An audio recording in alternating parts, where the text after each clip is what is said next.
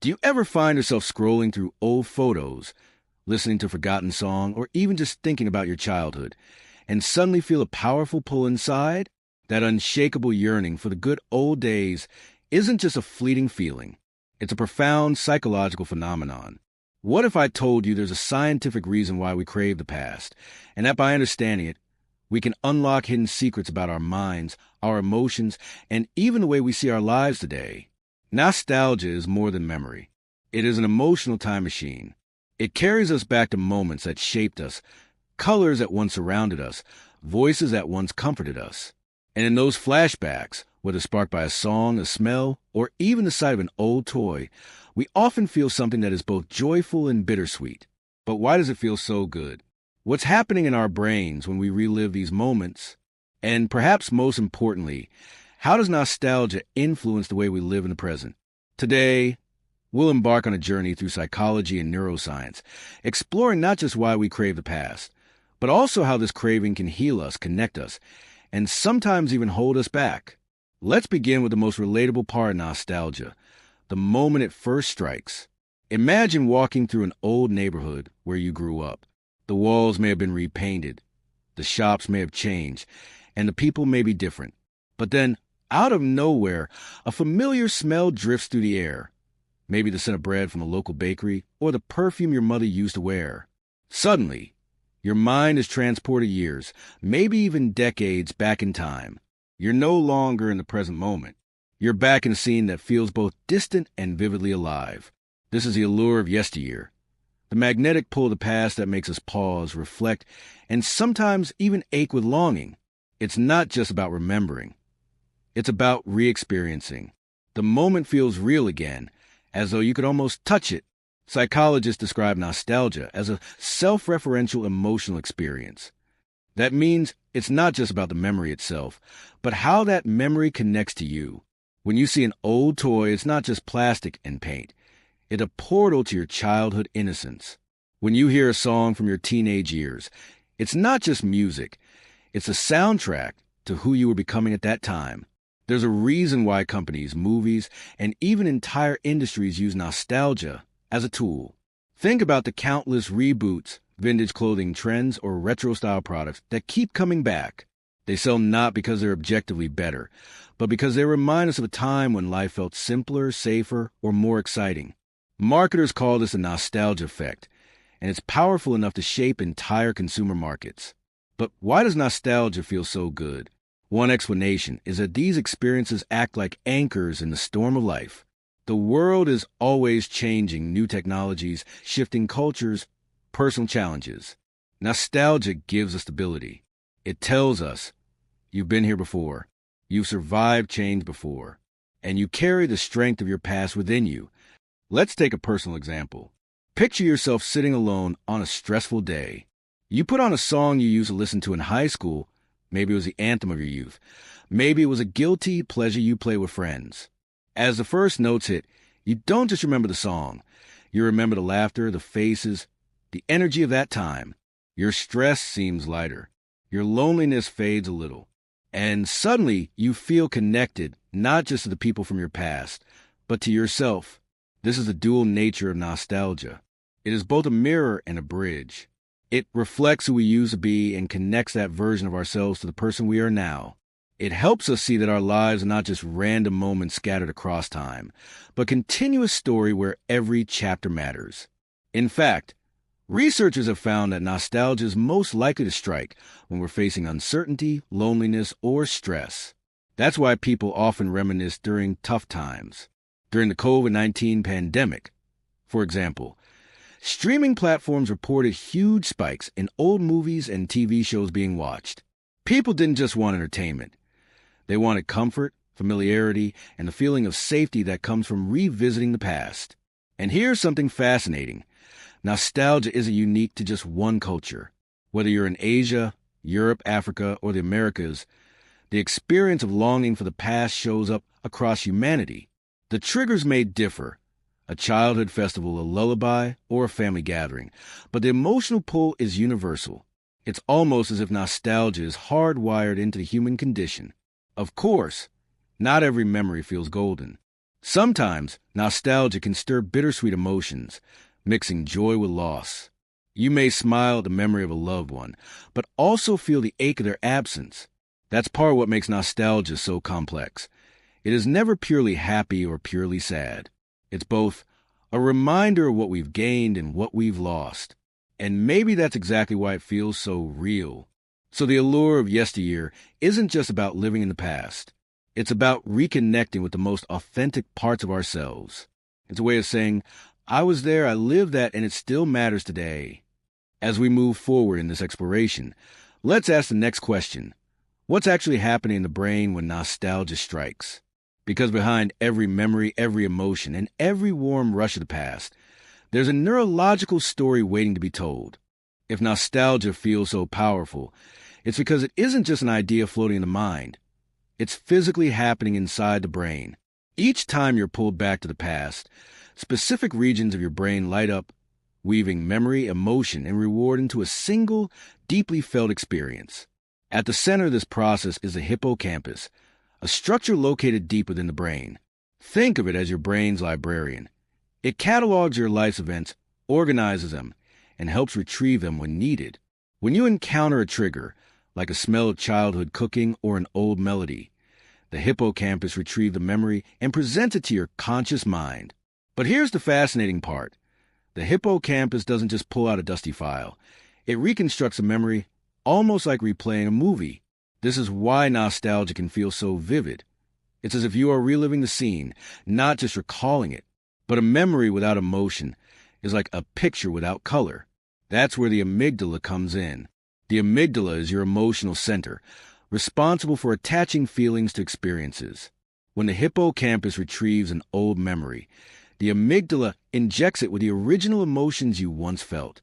That's why you don't just remember sitting in your grandmother's kitchen. You feel the warmth, the laughter, and even the sense of security that place once gave you. And then there's the brain's reward system, powered by regions like the ventral striatum. When nostalgia strikes, dopamine, the feel-good neurotransmitter, is released, giving you that pleasant rush, almost like a reward for revisiting the past. Alongside dopamine, serotonin plays its role in stabilizing mood, giving you the calm satisfaction that often follows nostalgic reflection.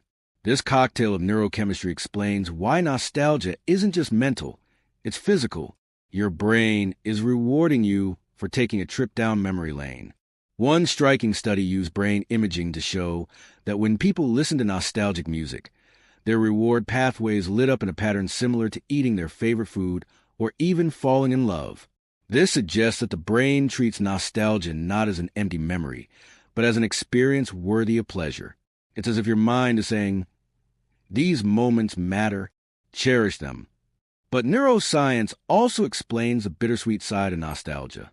The hippocampus is strongly connected to prefrontal cortex, the area responsible for reflection and self-awareness. So when you revisit a memory, you don't just relive it. You also compare it to your present life. This comparison can bring a gentle sadness, a longing for what's gone, or even regret for what has changed. That's why nostalgia often feels both sweet and sorrowful at the same time. The brain is balancing joy and loss in a single experience. Interestingly, nostalgia is not just a personal event. It has an evolutionary angle too. Some neuroscientists suggest that the brain evolved as a mechanism to strengthen social bonds. For early humans, recalling shared experiences could have reinforced group identity and cohesion. When tribes or families remembered their past together, they built trust and belonging. Today, we feel the same when we gather for reunions, tell old stories, or collectively celebrate cultural traditions. The brain's nostalgic wiring might be one of the reasons humans thrive in communities. Neuroscience also reveals why nostalgia often appears during stress, isolation, or change. When life feels uncertain, the brain instinctively reaches for familiar patterns that release dopamine and serotonin. It's like self-medication through memory. You feel calmer, safer, and more grounded when you revisit the known past rather than face the chaotic present. That's why a college student far from home might cling to childhood photos, or why adults overwhelmed by modern life binge-watch shows from their youth. The brain is using nostalgia as a stabilizing tool. Yet, There's another fascinating detail. The brain doesn't distinguish perfectly between past and present when it reconstructs memory. When nostalgia is triggered, the same sensory areas that activated during the original event often light up again. If you smelled cookies baking at your grandmother's house 20 years ago, and you smell the same scent today, your brain reactivates those sensory circuits, almost tricking you into feeling like you're back in that kitchen. This neurological mirroring explains why nostalgia feels so immersive, as if the past is happening right now. Of course, neuroscience also explains why not all nostalgia is equal.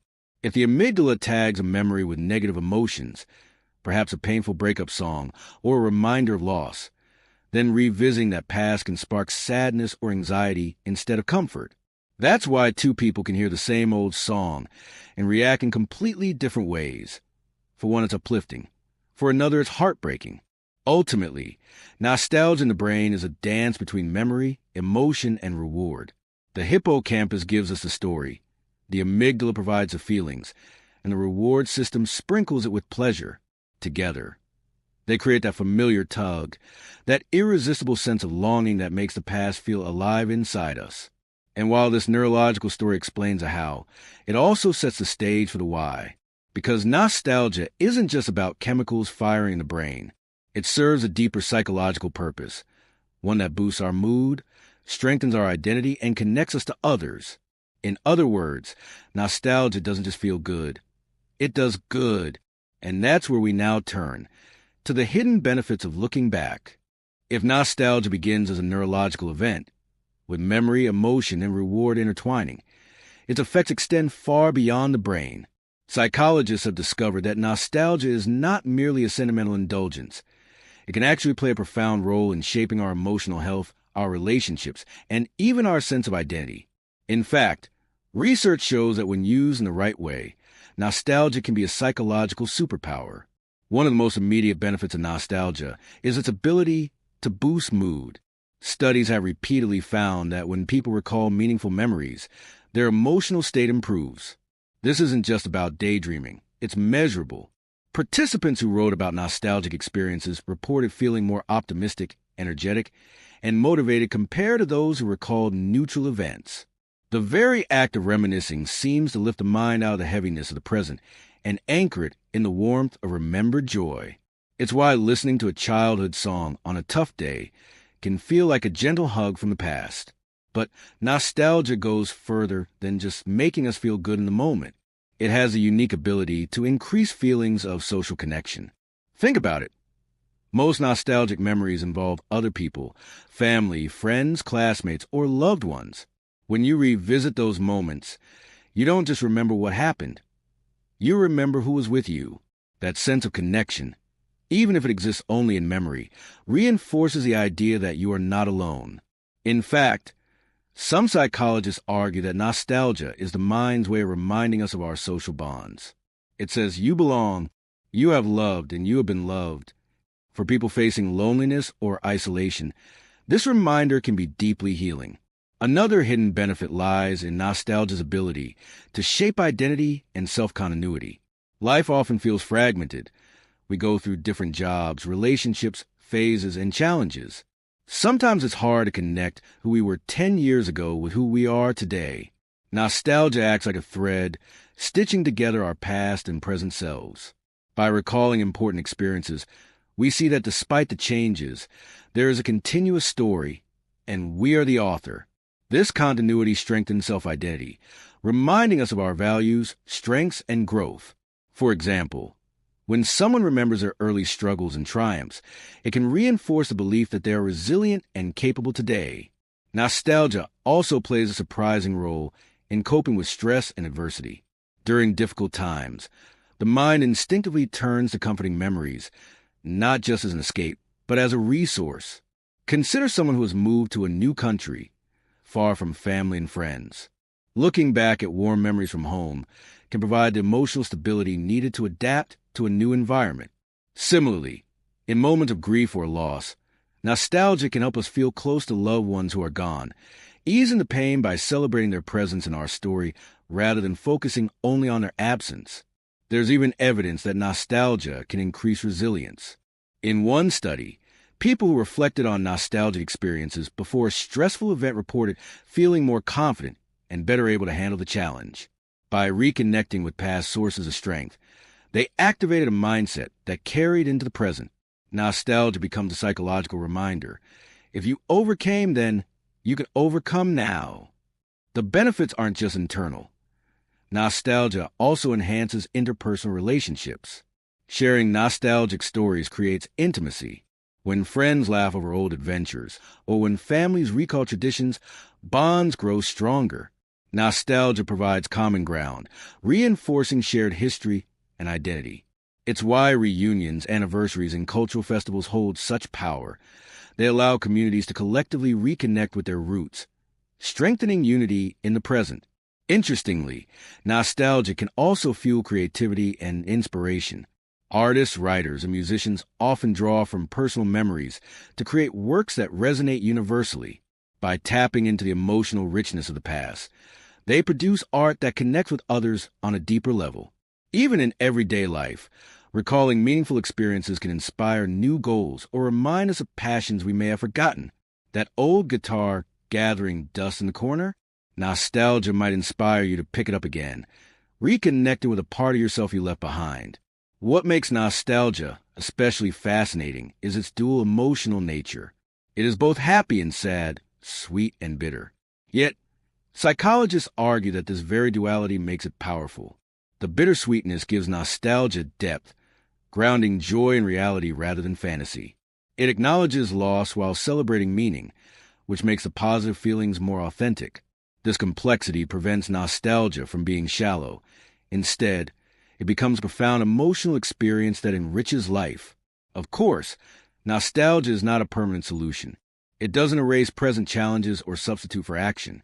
But when engaged with balance, it can provide emotional energy to face the present more fully. It's like taking a sip from a well of comfort before stepping back into the heat of reality. To sum up, nostalgia's hidden benefits are vast. It uplifts mood, strengthens social bonds, provides identity continuity, offers coping power, and even sparks creativity. It is far from being a simple longing for the past. It is an active psychological tool that can transform how we feel and how we live today. But as with all powerful tools, nostalgia comes with risks. The same longing that can heal us can also trap us, pulling us too deeply into the past at the cost of the present. To truly understand nostalgia, we need to confront its shadow, the darker side of rose-tinted glasses. Yet, as comforting and empowering as nostalgia can be, it carries with it a subtle danger. The same longing that can soothe us can also, if left unchecked, become a trap. This is a darker side of rose-tinted glasses, when our love for the past stops us from fully living in the present. Nostalgia is often described as bittersweet. The sweetness, as we've seen, comes from joy, comfort, and connection. But the bitterness appears when we linger too long in what was, instead of engaging with what is. It's like looking at life through a photograph, beautiful to behold, but frozen in time. If we only see the picture, we may miss the living reality happening right in front of us.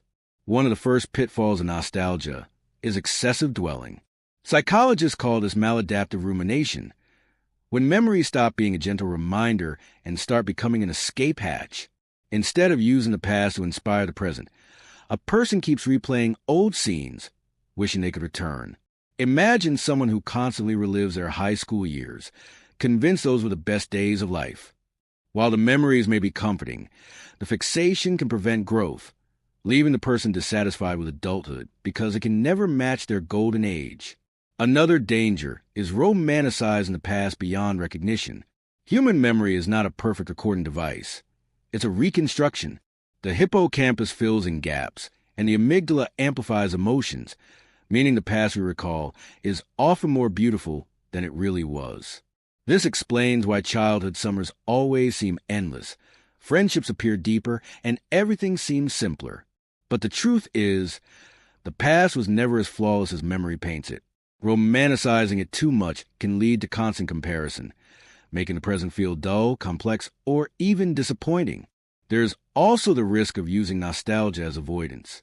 When faced with challenges, whether it's career struggles, relationship issues, or personal stress, Some people retreat into the comfort of yesterday instead of addressing today. Think of someone who endlessly scrolls through old social media albums instead of building new experiences. On the surface, they're smiling at happy memories, but beneath it, nostalgia has become an anesthetic, numbing them from the discomfort of growth.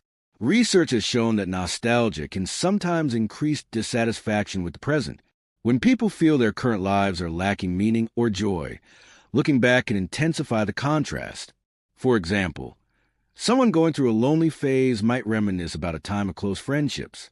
While this can be motivating, it can also deepen the sense of isolation if the person feels that kind of bond is permanently lost. In this way, nostalgia shifts from comfort to sorrow, reinforcing negative emotions instead of soothing them. This is especially relevant in times of social or cultural change. Entire communities may idealize the good old days, longing for traditions or lifestyles that feel lost. While collective nostalgia can strengthen unity, it can also create resistance to progress, fueling dissatisfaction with the present world. History is full of moments when societies clung so tightly to the past that they struggled to embrace necessary growth in the present. Another subtle risk is that nostalgia can distort identity. While healthy nostalgia helps connect past and present selves, unhealthy nostalgia can make people feel stuck. Instead of seeing life as a continuous story, they may view it as a book that's already closed. This can stunt motivation, leading to thoughts like, "My best years are behind me," or "Nothing will ever be as good as it once was." Such beliefs rob the present of potential and reduce one's openness to new experiences. It's also important to note that not all nostalgia is positive. For some, the past carries pain, difficult family histories, unresolved trauma, or lost opportunities. Triggering these memories may not bring comfort, but distress. In such cases, nostalgia can open wounds instead of healing them. This is why psychologists emphasize the distinction between healthy reflection and unhealthy rumination. Reflection integrates the past into present growth, while rumination chains a person to regrets or losses that cannot be undone. So how do we balance nostalgia? The answer lies in awareness and moderation. Nostalgia is healthiest when it's a tool, not a prison. It should serve as a reminder of what we value: love, connection, joy, and help us bring those values into the present. When we catch ourselves slipping into longing too deeply, we can gently remind ourselves that the beauty of those memories was never just in the time or place. It was in us. And if it was in us then, it can exist again now. A practical way to distinguish healthy nostalgia from harmful nostalgia is to ask, does this memory inspire me to live better today? Or does it make me wish I could escape today? If it inspires, it's a gift. If it tempts escape, it's a warning. The past is a place to visit, not a place to live. In short, nostalgia is like fire. In balance, it warms, illuminates, and comforts. But if it spreads unchecked, it can consume and suffocate. The challenge is not to extinguish it, for nostalgia is deeply human, but to learn to hold it wisely, appreciating its glow without getting burned. And this brings us to the most important question of all. How can we harness nostalgia, not just to feel good, but to actively build a better present and future? The answer lies in learning how to engage with the past in ways that empower growth, gratitude, and creativity. If nostalgia can heal and harm in equal measure, the real question becomes, how do we engage with it wisely? How do we take the warmth of the past and channel it into building a richer, more meaningful present, and an even brighter future? The key is not in rejecting nostalgia, but in harnessing it. The first step is to use nostalgia as a source of gratitude rather than regret. When we look back, it's easy to focus on what we've lost. The people who aren't here anymore, the opportunities that slipped away, the moments that can't be recreated. But gratitude shifts the perspective. Instead of saying, "I'll never have those days again," we can say, "How fortunate I was to have lived them." This subtle shift transforms nostalgia from longing into appreciation. Gratitude doesn't erase the bittersweetness, but it reframes it into something that strengthens the present rather than weakening it. Another way to harness nostalgia is to translate it into values for today. Ask yourself, what did I cherish most about that memory? Was it connection, playfulness, freedom? Once you identify the core value, you can intentionally bring it into your current life. For example, If your fondest memories involve family dinners, perhaps the real treasure was a sense of belonging. Knowing this, you can create that same belonging now by initiating weekly dinners with friends or loved ones. In this way, nostalgia becomes a compass pointing to what truly matters. Nostalgia can also be a tool for resilience in hard times. Instead of using it to escape, we can use it to remind ourselves of our strength. Think back to a challenge you overcame, a time you doubted yourself but succeeded anyway. By revisiting that moment, you're not just recalling a memory, you're borrowing strength from your former self. This practice is especially powerful in moments of self-doubt because it reminds you that your past victories are proof of your present potential. In addition, nostalgia can inspire us to create new positive memories. Ironically, the best way to prepare for a future filled with rich nostalgia is to live fully in the present. Every joyful moment you create today, a spontaneous road trip, a heartfelt conversation, a celebration with friends, becomes tomorrow's cherished memory. When you realize this, nostalgia stops being only about the past and becomes motivation to build a present worth remembering. Life doesn't need to peak in the past. It can always generate new highlights. Another healthy practice is sharing nostalgic stories with others. Talking about the past not only strengthens bonds, but also allows others to contribute their perspectives, enriching the memory itself. Storytelling transforms nostalgia from a solitary experience into a collective one, deepening social connection. Parents passing down stories to children or friends reminiscing about their adventures turn nostalgia into a bridge between generations and communities. It's also wise to balance nostalgia with mindfulness. While the past can guide us, the present is the only place we can truly act. Mindfulness practices, like pausing to notice the sights, sounds, and emotions of today, ensure that we don't miss what's happening now while gazing backward. Nostalgia, then, becomes a teacher that points to the beauty of memory while reminding us to create new ones through presence. Finally, we can harness nostalgia by seeing it as evidence of a meaningful life. The very fact that we feel nostalgic proves that we had moments worth remembering. Not everyone gets the privilege of rich memories, so feeling nostalgic is itself a quiet blessing. Recognizing this can help us approach nostalgia not with sadness, but with reverence. Every pang of longing is a sign that life has already been beautiful and can be beautiful again. When we approach nostalgia this way, it stops being a weight that drags us backward and becomes a wind that propels us forward. It reminds us of our roots, strengthens our identity, guides our values, and motivates us to live in ways that will someday make us smile when we look back. So why do we crave the past? Because nostalgia is not simply memory. It is meaning. It ties together the threads of our story, reminding us of who we were, who we are, and who we can still become. It comforts us in loneliness, inspires us in struggle, and connects us to others across time. But like any powerful force, nostalgia must be held with balance. If we dwell too long, we risk losing the present. If we use it wisely, we gain the ability to live more fully today, while carrying the best of yesterday with us. The truth is, every moment you're living right now will one day be a memory. The laughter you share, the challenges you overcome, the ordinary days that quietly shape you. These are the building blocks of tomorrow's nostalgia. So instead of wishing only to return to the past, let's make the present so meaningful that our future selves will look back and smile.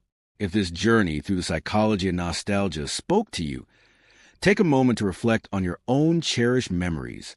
What do they reveal about what you value most? And how can you bring more of that into your life today? If you enjoyed this exploration, don't forget to like this video, share it with someone who might need the comfort of nostalgia, and subscribe to Whispers of Psychology for more deep dives into the mind. And in the comments, I'd love to hear, what's one nostalgic memory that always brings you joy? Because in the end, nostalgia isn't about going back. It's about carrying the best of yesterday into the beauty of today.